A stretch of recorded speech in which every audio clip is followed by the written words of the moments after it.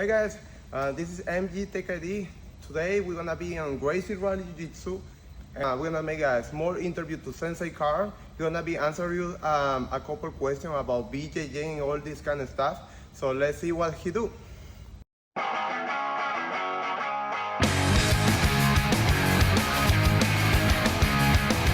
Today we're gonna make a small interview to Sensei Carl. He's the instructor, one of the instructors of Gracie Rally.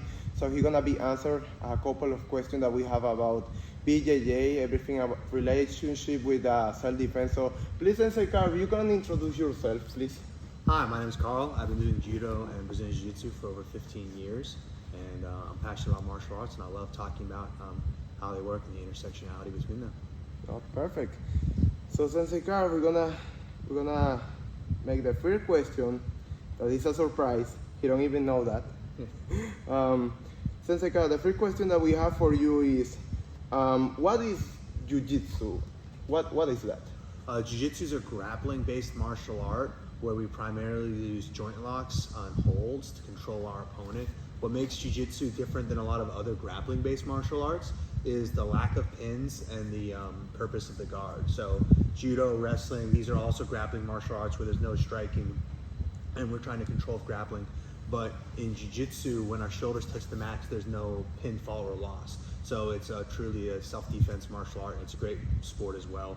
So Jiu-Jitsu, I would say it's based off Japanese Jiu-Jitsu and Judo, but it's kind of evolved into its own thing. Oh, awesome. So the second question that we have is, what's the difference between modern Jiu-Jitsu and traditional Jiu-Jitsu? So I liken it to like barbecue. You got tons of different regional styles and flavors, and you can like one more than the other, or you can like them all. I personally like them all. I feel like modern Jiu-Jitsu is just a more evolved version of the original Jiu-Jitsu. So I feel like as more people do things, it continues to grow and evolve. Just like music, you have your first starting rock bands, and then you get metal, and then you get punk, and then you get all these other kind of things. And rock just comes from the blues, so you can go backwards and forwards as much as you want. For me, the big things that have changed between modern Jiu-Jitsu and previous Jiu-Jitsu is there's been a lot of evolution of techniques. The sport and the meta of the sport has developed, and also why people train is different. A lot of times people got into Jiu-Jitsu just because they either want to learn self-defense or they wanted to learn to fight. And then the amount of people tell me, oh, Gracie, I got it because of Hoist Gracie or UFC. That's like the majority of people I knew back in the day. Now some people do it for the sport, some people just do it for community, some people do it to stay fit, and some people still do it for the self-defense, and some people do it for all these things. So I feel like the type of people who come to Jiu-Jitsu has changed, and its reputation, I think, has vastly improved. Back when I started, a lot of the gyms, they kind of like really wanted to like show you how tough they were, see if you were tough, and now it's a more welcoming, inclusive space. The level of competition is way higher, more people participating in the sport, and more people train Jiu-Jitsu. Oh, nice. And I'm glad that you say about the self-defense, because one of the main purposes that I do BJJ is because I think it's very useful for self-defense. I agree, and I think also is particularly Jiu-Jitsu is useful as a worst-case self-defense. A lot of people are concerned because we focus so much on the ground, but a lot of times, to me, if I can avoid a conflict, I will. And so if I am in a conflict, that means I probably didn't have a chance to de-escalate with my voice, or I didn't have a chance to know the attack was coming. And so those types of positions, you will end up on the ground, you will end up being grabbed. And so that's why grappling is so important. Also, as someone who went to school for law enforcement and who works with a lot of police and healthcare professionals, sometimes disengagement is not an option. You should always try to run away. But if you are a healthcare professional, if you are with kids or a family member who can't run away, if you are in charge of someone's safety, you may not be able to run away. And so grappling lets you engage and control someone safely without hurting them, without hurting yourself, and defend yourself. And so I think that's a really cool thing about Jiu-Jitsu. Oh, nice. And okay, so that takes us to the next question, that is, what's the difference between sport Jiu-Jitsu and the street Jiu-Jitsu techniques? Yeah, so the difference is kind of the game theory and the emphasis. And as you go to the higher and higher levels, the focus on rules and things change more and more, and the nuance changes. But they're still, to me, they're the same. They're holistic.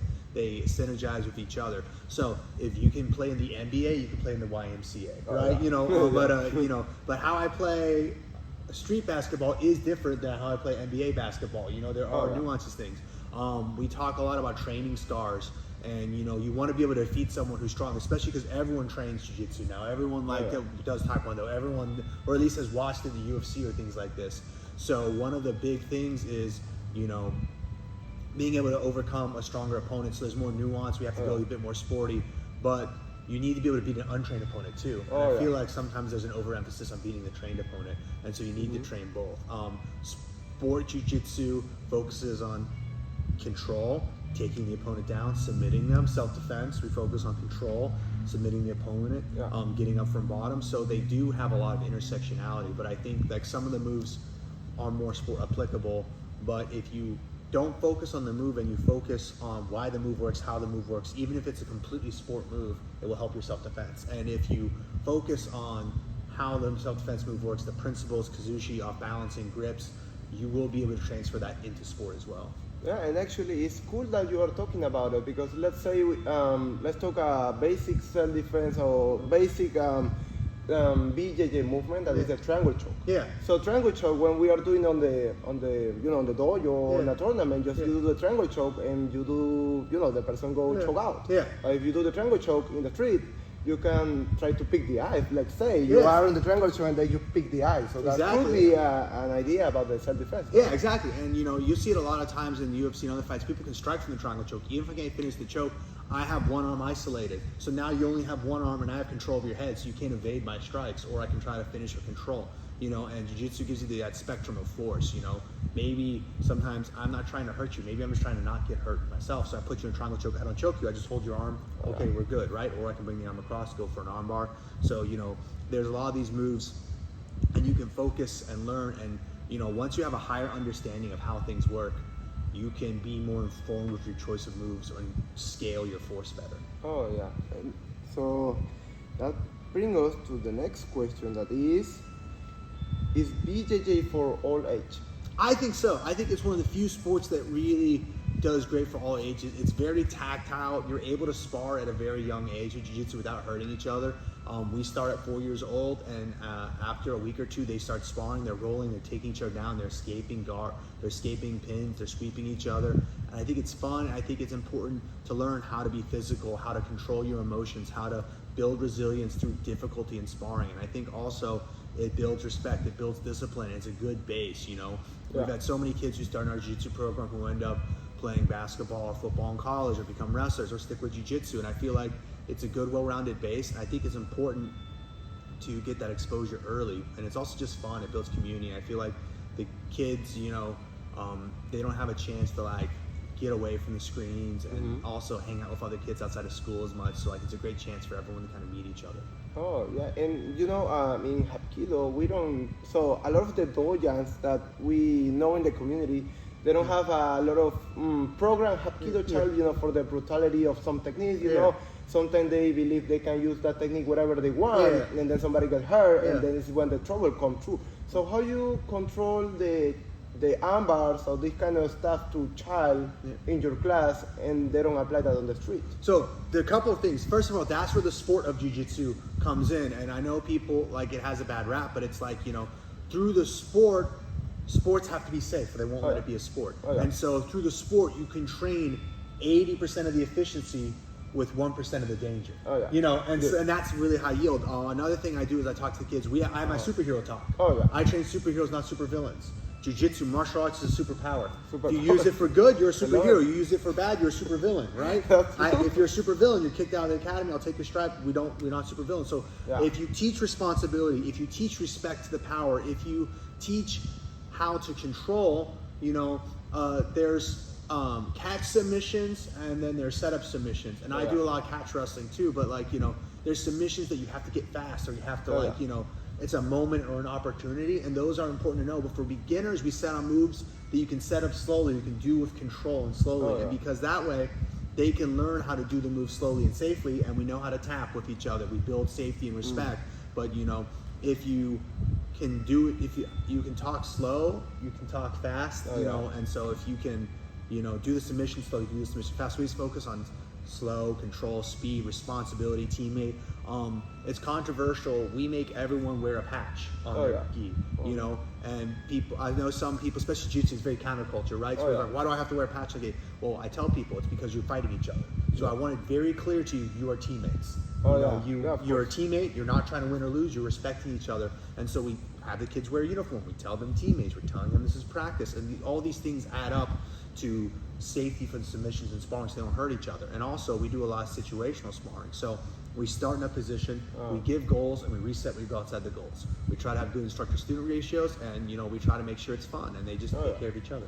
Yeah, and actually that's one of the things that martial art people need to take care of, I mean, sometimes I know training could be a little bit boring, but the goal is get fun, and learning and support each other, right? So, Sensei Carl, so we are talking about child as something very important, So your child, when they go to the school, how BJJ can support them to prevent bullying or be safe from that? Yeah, so it builds confidence, and confidence doesn't come from nowhere. Confidence comes from consistency and capability, right? So if you have success, or if you have an identity, or if you have prior experience, it's very hard for people to shake your confidence. But if you don't know who you are, if you're unsure who you are, it's very easy for whatever people to stick on you to stay, right? So if I don't know who I am, and someone calls me dumb or someone calls me silly, am I dumb? Am I silly? If I know I am a yellow belt, if I know I am sensei student, if I know that I am a teammate, if I know I am a leader, and someone says you're dumb, I'm like, no, I'm not. I know who I am. What you say doesn't matter to me. So by building success and building confidence and building an identity with martial arts, you build a pillar to support them so these insults don't stick. And also, a lot of bad action or anxiety comes from fear. So confidence needs to come from capability, otherwise it's arrogance. So they know I can take down someone twice my size. I've been in fights before in the dojo with sparring, so I'm not scared. And if you're not scared, you can stand up for yourself. And if you can stand up for yourself, you don't have to fight. Because more often than not, bullies are just looking for an open door. They're looking for a weak opportunity. And so if they see, I shouldn't mess with that guy. His shoulders are up. He has a proud chest, his posture, he has voice. And also, I find that our students become leaders. I preach to them, finding people, supporting them, making sure, that others are protected. And when they do that, they have more friends and they're leaders in their community. So you're never alone. So it's hard for a bully to pick on you because you're with your whole pack, you're with your whole team. And so setting them up to be leaders and building communities helps keep them safe. And we have a rule in our gym: never be a bully, never be an audience to a bully, and never bully yourself, because it's important to understand that sometimes our biggest bully is ourselves, especially even adults in jiu-jitsu. I see people talk on the internet self-deprecating all the time about their jiu-jitsu or feeling bad, and I'm like, you shouldn't talk about yourself like that, because your inner self hears. And when you say about the code of the dojo, I thought you were gonna say no mercy. No mercy. That's the adult class. Okay, so now we go to the next question, that is, so I think you talked a little bit this before, but this is a question like a little bit more deeper. Do you recommend BJJ for self-defense on the street?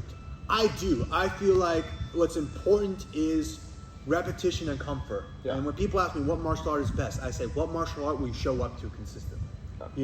If I don't care if it's the best martial art in the world, if you won't step foot in the dojo, if you won't stay there, if you don't like the instructor, if you don't like the teammates, if you don't feel welcome, if you don't feel safe, you're not going to be there and you're not going to train. And so I don't care how great the martial art is, you won't know it. You won't master it. And so it's like, what's something that you will come and train and learn and grow and appreciate? And jiu-jitsu is very unique in that it's fun because we get to spar a lot. And the sparring is fun. The sparring also pressure tests your technique, and also it's a very welcoming community. And I find that it's good for self-defense because you can pressure test it. You can spar safely. You know how to deal with the intensity. You know how to deal when people are holding you down. You know how to deal with bad situations like the guard, like getting from being pinned up. You know how to take people down, and you can spectrum the force up or down. A lot of fights or self-defense situations are not life or death. They're altercations. They're small interactions. I shouldn't.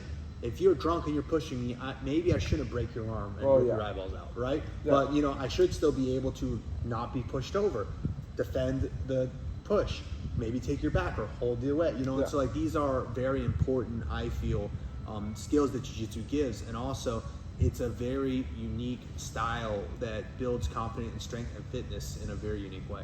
Oh, nice. So, so we are talking about that on the training, using the self-defense and everything. But how you can explain about how often people get injured doing BJJ and why? I've looked at studies, and it's less than recreational soccer, but I think it happens because of ego, and it happens because of not trusting your partner, and it happens because of uncontrolled weight.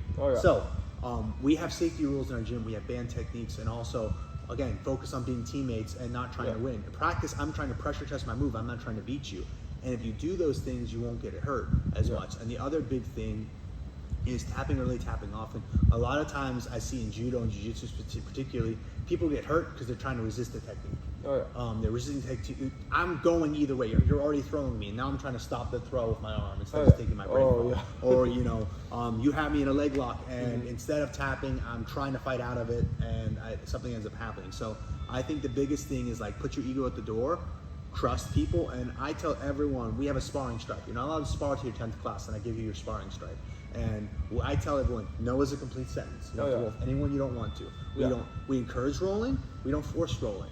We encourage competition. We don't force competition. And also, we do things to help separate sparring from competition.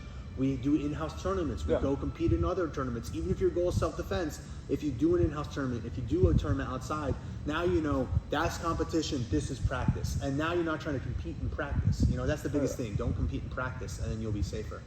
Yeah, and I talk for the experience about in my dojo of Hapkido. So we have a small class, but it's because people think they're gonna get hurt.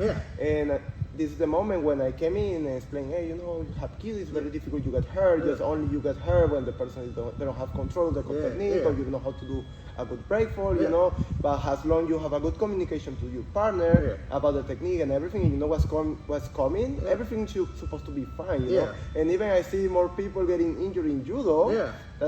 How long people get injured in BJJ or in Hapkido? How long you get a good communication to your partner? Right? Exactly. And I think the biggest thing is good communication and trusting your partner is huge. And also the culture. Are the instructors watching sparring? Are the instructors sparring with the students? We've lost students by talking to people, hey, you're going too hard, you need to go down. Or hey, we're just very involved with talking to our students about their sparring, giving feedback. And I feel like if you're honest and you're talking to each other and you're building a culture where people feel comfortable saying when they're uncomfortable, and you listen to your students, and sometimes someone doesn't feel safe or feel comfortable saying, hey, you're rolling too hard. But we'll see it, or we'll talk to them afterwards and be like, okay, and we'll talk to the person. And actually that's very good, So we go to the next question. That is, okay, this one gonna be a little bit more huge than before. So, what's the difference between traditional, actual, BJJ, Jiu-Jitsu, and Judo? Because you're a black belt in that, right? Yes. So the difference is huge in that Judo is an Olympic sport and it has more rules. You're not allowed to grab the leg. Judo does have Osaikomi Waza. It does have pinning techniques. And Judo is not allowed leg locks. Judo, if you throw someone on their back and you have full control, you win, with the Ippon. Versus Jiu-Jitsu, a takedown's only worth 2 points. And Judo, once the takedown is instant. You can roll through on a takedown after throwing them. Jiu-Jitsu, it's only worth 2 points and you have to hold for 3 seconds. So, Jiu-Jitsu becomes more patient technique because you take me down, you hold me. Guess what? You haven't won. You haven't defeated me yet. A lot of the Gracies were famous for very long matches and submission only in these things. And it's Jiu-Jitsu is the philosophy of Jiu-Jitsu is defender wins on ties. You have to beat me because it's self-defense. It's not self-offense. I'm not attacking you. I just have to survive. I have to let you not beat me. And versus sport, Jiu-Jitsu or Judo, your goal is to beat your opponent. Your goal is to score more points to them or submit them or beat them. And so now it's about being aggressive, and they're both valuable. So I think the biggest thing is Jiu-Jitsu is more patient. It's a bit slower and more methodical. Judo is more explosive and aggressive, and I like Judo for self-defense too because it's an urgency. You can't get pinned. The takedown is more important, but that also creates more intensity. And if you're newer, it can be a lot harder on the body. I like both. We have very good hybrid. I teach Judo. I teach Brazilian Jiu-Jitsu. And you've seen in here, we have lots of people doing takedowns, and all of our black belts have good takedowns. One of our black belts did a Judo tournament with me and won the black belt division with just Jiu-Jitsu experience. So, I believe that they synergize together, but the sport of judo is a bit more aggressive, and the spirit of judo is mutual benefit and welfare, and canonization, and the taking Japanese jiu-jitsu and trying to make it safer and more codified and easier to teach universally. And I feel like jiu-jitsu reversed that trend in that, you know, there's so many moves and so many things, and the naming's all over the place. Oh, nice.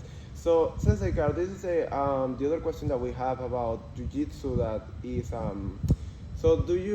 so guys, just real quick. So, you know, I do Hapkido, right? Actually, a second degree black belt in Hapkido. So in Hapkido, we have a couple meaning of use the energy. I don't know, do you believe on the chi or ki, you personally? I believe there's something, you know, like, and then the grappling and I don't use the word chi, I just kind of use the word energy and momentum, or kind of intent. Okay. And if you can feel the person's intent, you can redirect it, and you can kind of like work those things. I've read the meridians and like the pressure points, and I know them from my Japanese jiu-jitsu background, but I find that I'm not dismissing them, but I find it's inconsistent in the application. Maybe that's just a skill issue on my part. Okay. But I find I do more hard style martial arts, but I have done the soft style and the internal martial arts, and I have studied them. Oh no! So this is where my question comes from. That is in BJJ. Do you really use the sense of energy, redirect the technique, you know, that kind of stuff? Do you really use that on rolling? I am a big believer in game theory, and, you know, I believe in understanding how to play mind games and momentum and, you know, energy in a different sense of the term. But I talk a lot about, how to get in their head, how to make them comfortable, how to push the pace, how to like make them have to respond, how to make them attack and go forward, how to wear them out. And then so I believe that the internal part of martial arts is super valuable and important. And if you talk to a lot of high-level jiu-jitsu guys, they don't say it in the same words that a traditional martial arts will say, but you hear them use the word energy, you hear them use the word like, you know, focus and all these other things. And I feel like, so like, you know, there is a lot there. And I feel like one of the big things is, you know, the intent and the social dynamic between, you know, who's winning and who's losing in the moment, and those kind of small skirmishes and how those affect the role. And actually, it's very cool we are talking about the energy, because a lot of people don't really see it. But let's say, for example, you're a judo black belt and a green belt. A green belt in judo. So when we do randori or chi, so let's say somebody's pushing me or somebody's pushing you. So your idea, your main goal is not go against that person, because power versus power. Maybe it's not a good idea if the person is more strong than you. So my intention in the judo game is try to redirect his power in the other way. So let's say, let's talk about society. How society works. Somebody's pushing you and you go on side, and the person fall on your side because he's pushing that way. So I think that could be, maybe you have another example of in the judo area, how to use the energy like that. Exactly, and I think sometimes what we need to understand is judo use that energy in the sport aspect too, with the penalties and the shiai and the gripping. If I'm attacking and I get 3 attacks off and you don't attack, you'll get a false attack, you'll get a warning, right? And so, you know, using my decisiveness and earnestly attacking early, now I can be more patient, and you have to be, now you're in a hurry because you're about to get a shido. And so, and the other things I see a lot of people too is they wait for aggression or power, when in the reality is you need to generate those responses. You know, you're a black belt in Hapkido, you're a green belt in judo, you're a black belt in taekwondo. You're not going to give me an overreaction. You know, if I roll with you, you won't give me the energy to throw you, unless I make you. And so sometimes people are too reticent and they don't push forward enough. And if I push forward, now you have to push back. Or if you don't respond to my pushing forward, sometimes the answer is forward, forward, forward. You know, like, that's why I'm a big Osoto Gare guy. You know, I do lots of circles, but a lot of times, you know, I attack Ouchi Osoto and just kind of keep going forward. I kind of check people because they think like, oh, I'm not going to push into this guy, and I will use that to kind of push forward and be more aggressive in my stance. Oh, nice. And it's cool talking about this, because I was looking a little bit more deeper in the history of judo. And you know, Dr. Kano, he created judo for like make a self-defense system a little bit more useful, but at the same time be practical and at the same time not be that deadly like jiu-jitsu in the old timings. Yeah. So Dr. Kano, when he learned jiu-jitsu, he was like getting something against the knowledge of jiu-jitsu, because jiu-jitsu, traditional jiu-jitsu say, you don't use your energy, you use the energy of the opponent. Yeah. So Dr. Khan at some point make a quote and say, okay, so I can only apply my techniques as long the opponent is pushing me or creating energy against me. Yeah. How about an opponent that is not doing nothing? Yeah. So what energy I can use from them? Yeah. So then he say, you need to put a little bit of your force and then use against your opponent. Exactly, and I think that's the biggest thing. I talk to my white belts, I say like, I call it the green light theory. Anytime before someone competes, I say, all green lights, what do you do? If you go to a tournament, Marlon, and you're in a jiu-jitsu tournament, and your opponent does nothing and everything's working for you, what does that look like? And sometimes students can't answer that to me. I'm like, you're not ready to compete. I'm like, if every move works, like, what are you gonna do? I'm gonna grip a sleeve, I'm gonna try to get a collar, I'm gonna shake and circle, then I'll go for a uchi, then I'll go for a soto. After I get the soto, I'm gonna go into kesikatame, and I'll start looking for like, you should have like if everything goes right, this is my plan. And then things won't go right and you'll have to adjust and you'll have to respond. But like, you shouldn't be necessarily waiting. I see a lot, that's a blue belt problem. I see a lot. People try to be too reactive with their jiu-jitsu.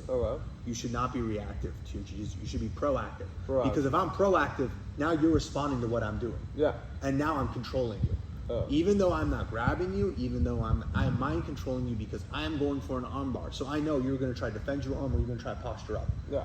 So I made you do what I wanted. I'd rather get the arm bar.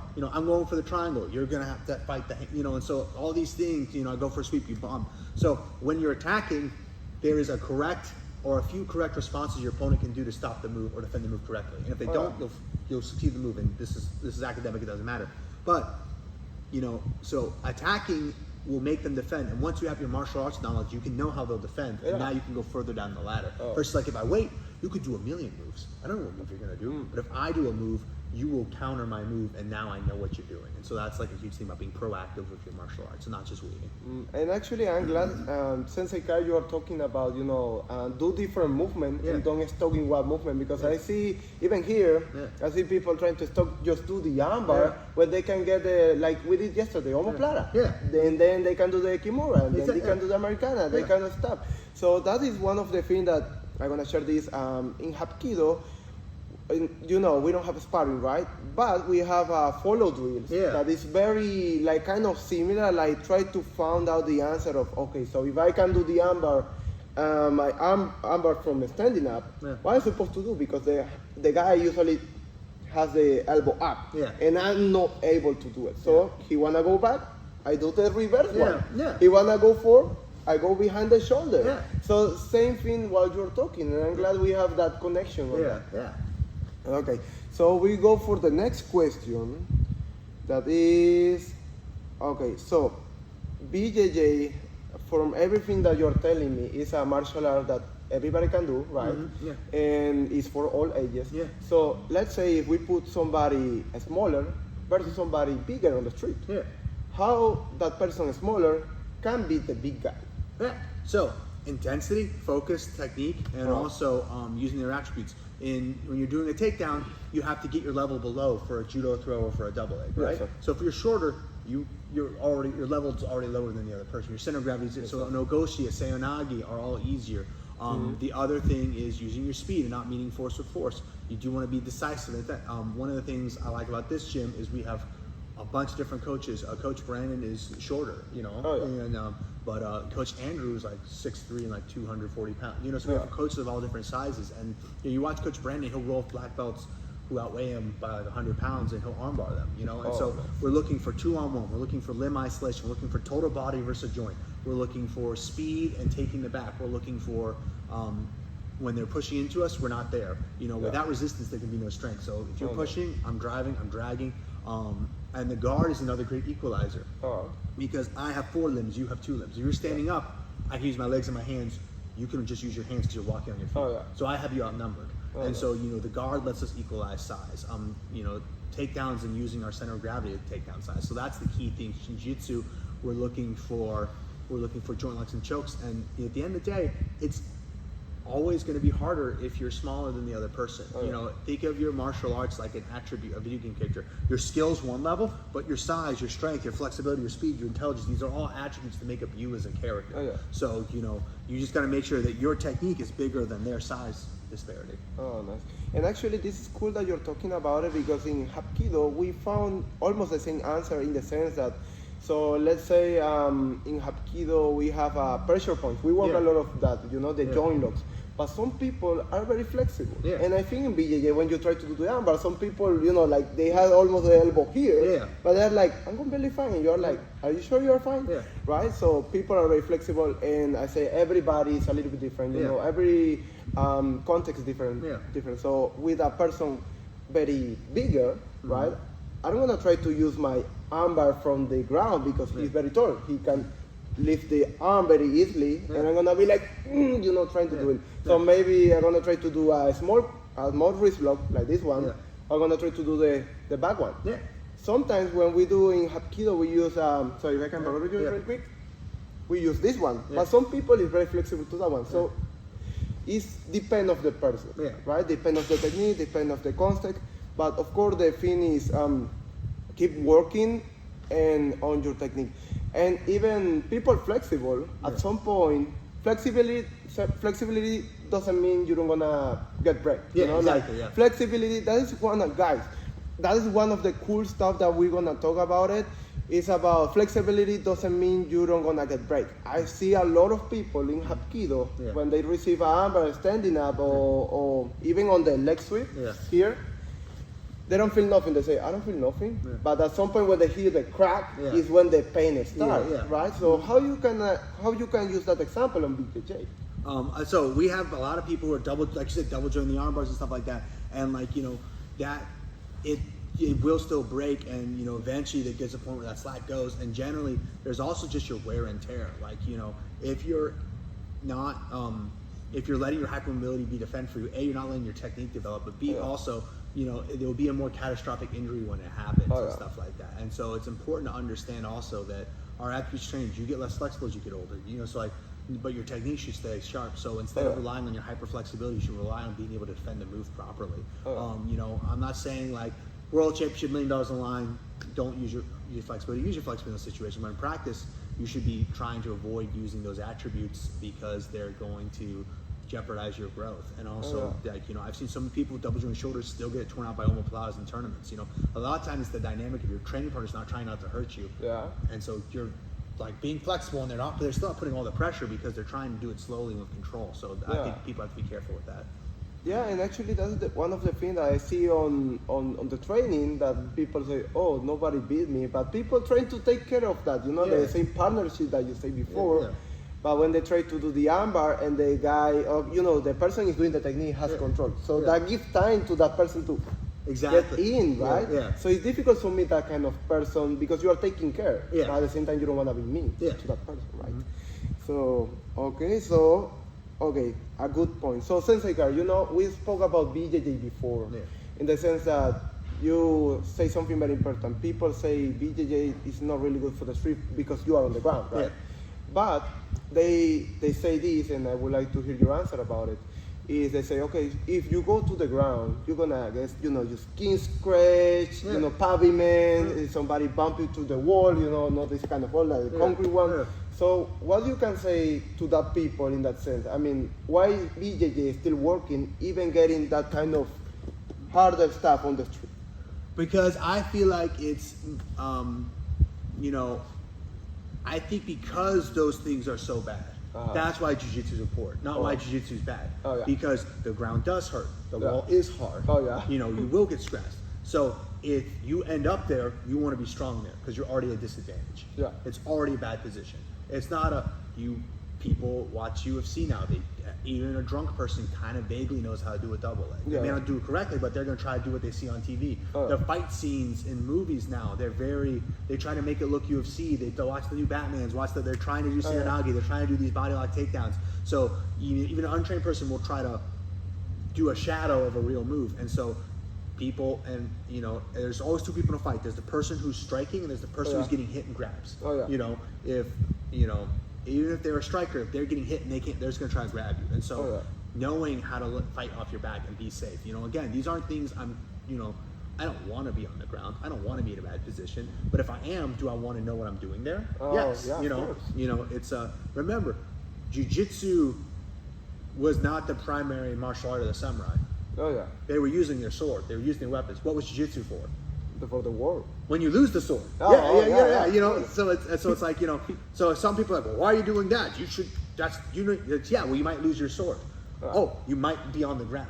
And so now you need to know how to fight off it. You know, you need to how to keep safe. And like, you know, it's I consider, everyone talks about knife defense, and it's not a matter of if you'll get stabbed. It's a matter of how many times and if you survive or not, right? You know, so it's the same thing. It's like, it's not a matter if you get scraped or bumped. It's like, how bad is it? What are you doing? And so like, you know, being able to control and fight on your back safely and get up from the bottom. Again, you don't have to be on the ground. In jiu-jitsu, we learn to sweep, we learn how to get up, we learn how to wrestle up.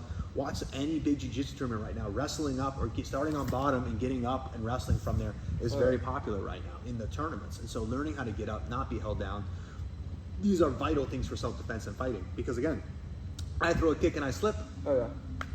And now it's time for jiu-jitsu. I throw a kick and you grab my kick. Now it's time for jiu-jitsu. Yeah. I throw a punch and you bear hug me. Now it's time for jiu-jitsu. And if you are confident about your abilities on the ground, I'm very annoying. I throw a lot of kicks. Why? Because I'm a brown belt in jiu-jitsu. If I end up on the ground, I'll get back up. I'm not scared of falling. But if you're scared of getting grappled, if you're scared of slipping, if you're scared of falling, now you can't use your kicks. Kicks are a very powerful tool. They give you distance. They're very strong. They can end a fight in one kick. Yeah. But if you're scared of your slipping or kick being caught, you can get hurt. But if you know how to grapple, it opens up your other techniques. Yeah, and actually that's a good point that you're talking about the falling. You know, a lot of the time people that we don't do, grappling skills or jiu-jitsu or judo, a lot of the time they fall bad. And then they get an arm break or maybe the knee because they don't know how to use the side fall or whatever they do, or even the back fall from the head. Yeah. The fight is over. Yeah. Even if you know how to use the ground, if you don't know how to fall really good, the fight gonna be ending there. Yeah. So that's the weak point of striking people on these days. Yeah. They are pretty good fighting, punching, kicking, whatever, but they don't know how to fall. Yeah. And then when the injury came, and you are like, oh man, I would love to learn how to do that next time. Yeah. But it's very late for the next time, because you need to get recovery and this kind of stuff, right? So okay, so we go to the next question about it.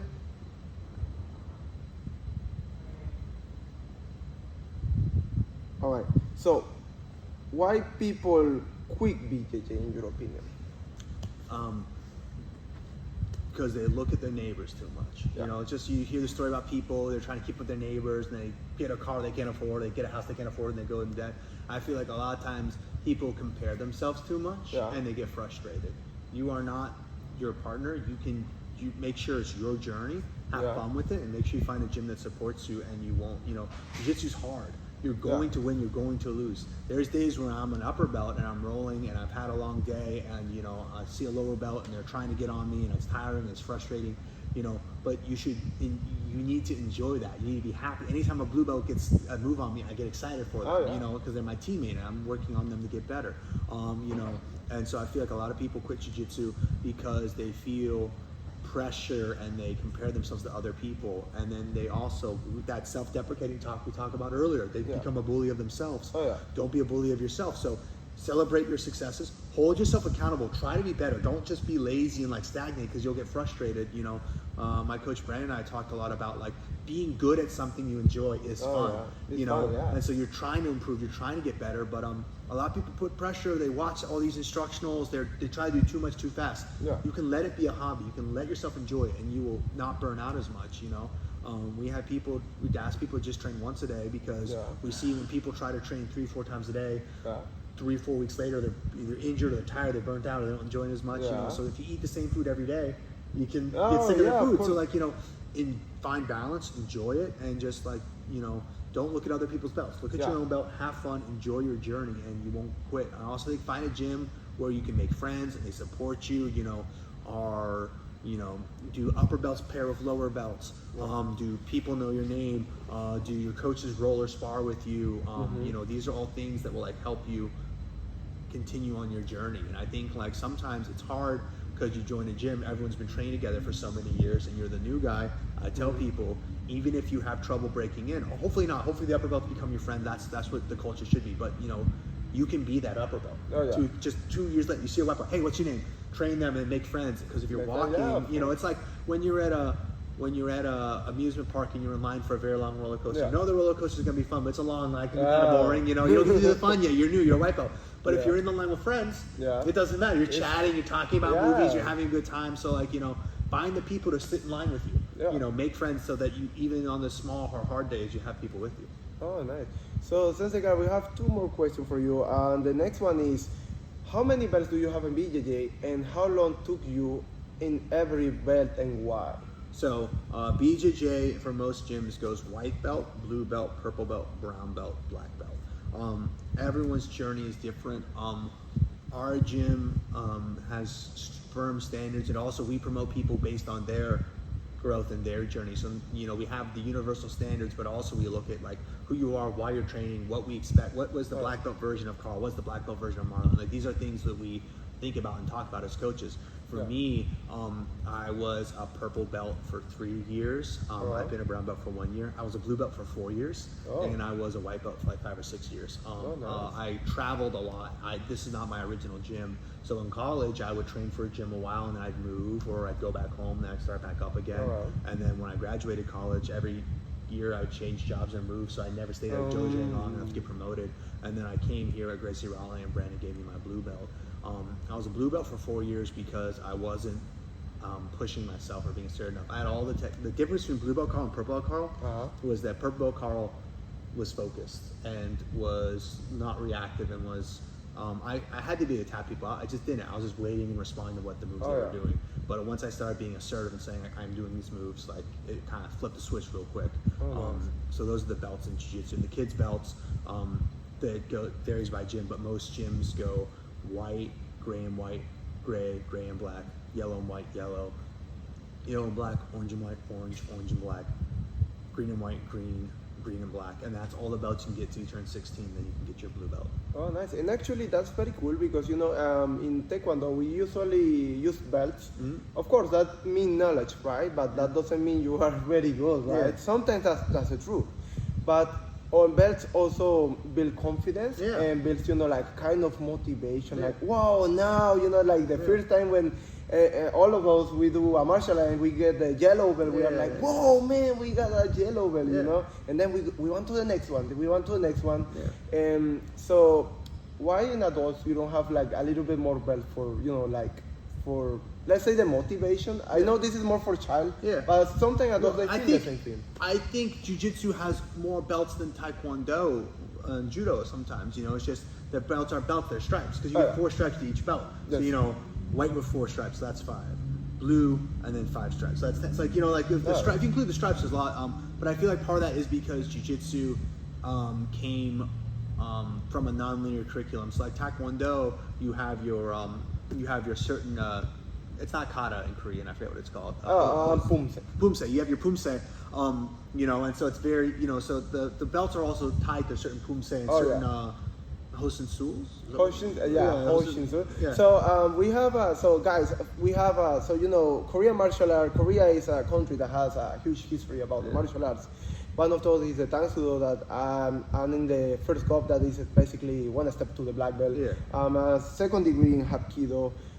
We have forms that we call that hyons instead Pumse. Pumse is more for the Taekwondo war, that is a little bit modernized. Taekwondo is a martial art very modernized in these days, from around the 50-something, 60s, and that was developed for General Choi Hong-hee, and he developed that for the war, but then people started getting interested in that, and the government of Korea tried to make that a little bit more a sport. That was the General Choi was a little bit no disagreement with that, and then that was the moment that he created the International Taekwondo Federation. And so that's 2 different styles at that point, still being Taekwondo, but with different goals. So I would like to say like ITF go for more the line of General Choi, that in the sense of like self-defense, traditional stance, more focus on that, on character. Yeah. They still doing tournaments, but the tournament that they do is a little bit more focused on the self-defense in the sense that, you use your protector on the foot, on your hand, and sometimes they use the head one, but a lot of the time they don't. Yeah. So, but in WTF, that is the the sport taekwondo from the government of Korea, we have the chest gear, we have a little bit more protection because the kicks are a little bit more powerful, but we are not allowed to punch you to the face. Yeah.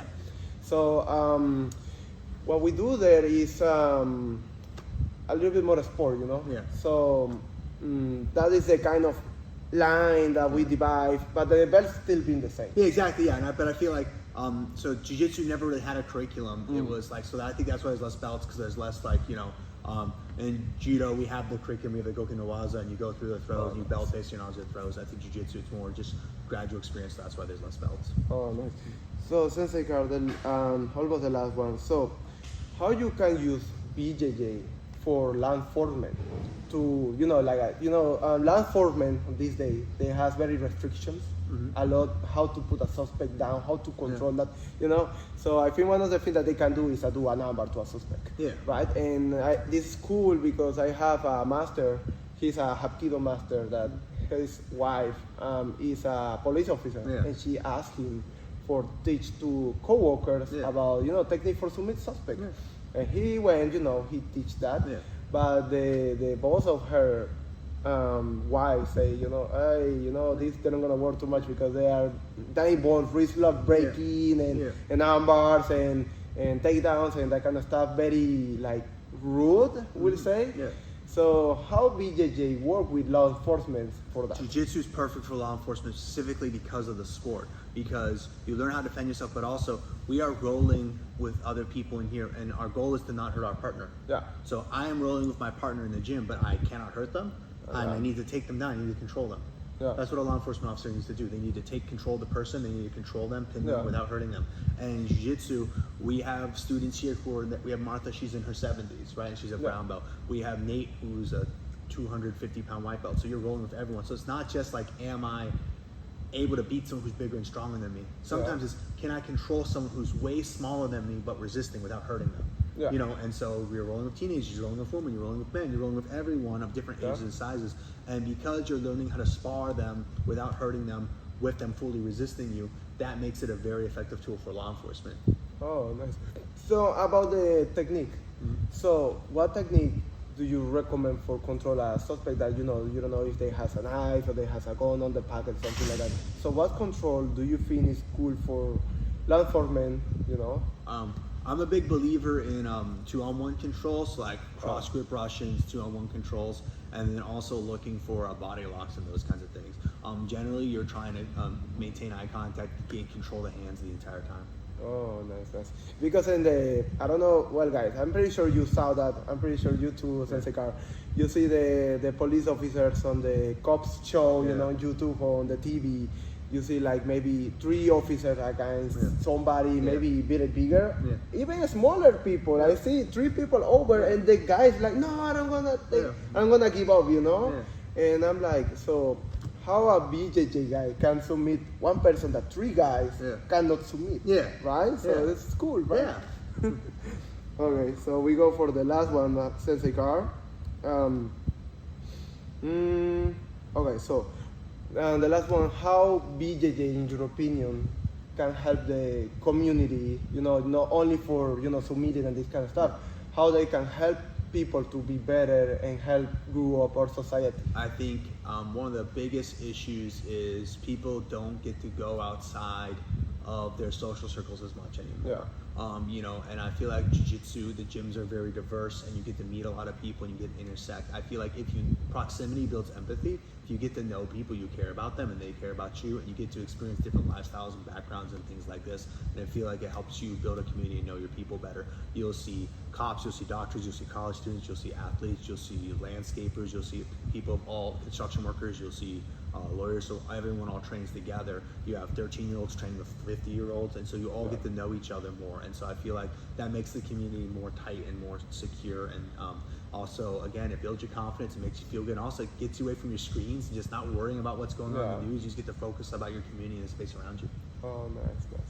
So, guys, as you see, Sensei Car, he answered all our questions. We took a little bit of his time today, but I'm glad he enjoyed talking to us, switch mindset of some people that they say, BJJ doesn't work, this kind of stuff, I believe, and I'm the person that believes that every martial art has time, place, moment, like, let's say, for example, some people that, the comments I read on the internet say, BJJ doesn't work with two persons at the same time. So, and that is a self-defense scenario that in Hapkido we try to deal with. Yeah.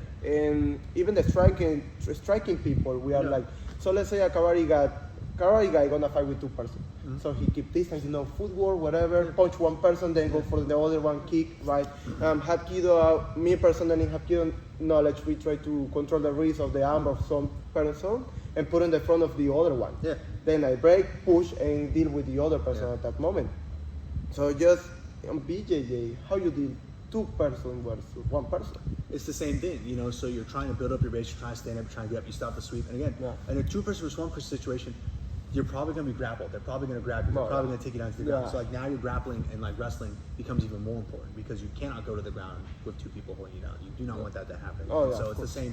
And remember, it's like even if a move, you have to start learning the components of the moves and the theory behind the moves, because then you can extrapolate it to many situations. If you're just remembering the move as they're showing you that moment, it would be harder. But if you're understanding how to grip break, how to wrestle up, how to create posts, how to off balance, how to create distance and frames with your feet, you can easily use that with multiple people. Oh, nice. Guys, Sensei Gary is an awesome coach. He's my best friend. He's my master in jiu-jitsu.